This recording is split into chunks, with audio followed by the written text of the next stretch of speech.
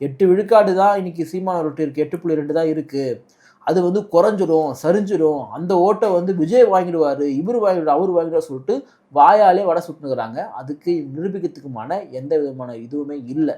நீங்க பாருங்க, இந்த 2026 தேர்தலில் நாம் தமிழ் கட்சியோட வாக்கு வங்கி எவ்வளோ உயரப்போகுது. எனக்கு தெரிஞ்சு நாம் தமிழ் கட்சி வந்து அழிஞ்சிரும், ஒழிஞ்சிரும், அப்படியே குறைஞ்சிரும், டெபாசிட் இல்லாமல் போயின்னு சொல்லக்கூடியதெல்லாம் ஏமாற்று வேலை.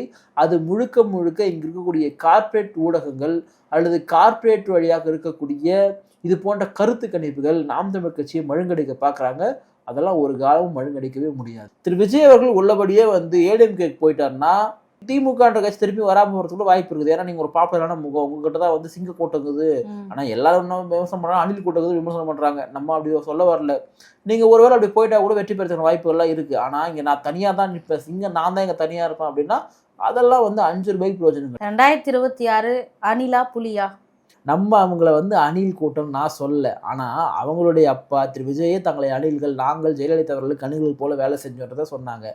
நீங்கள் எனக்கு தெரிஞ்சு நாம் தமிழ் கட்சி தான் நிச்சயமாக தமிழக வெற்றி கழகத்தை விட கூடுதலான வாக்கு வங்கியை வந்து வாங்கும்.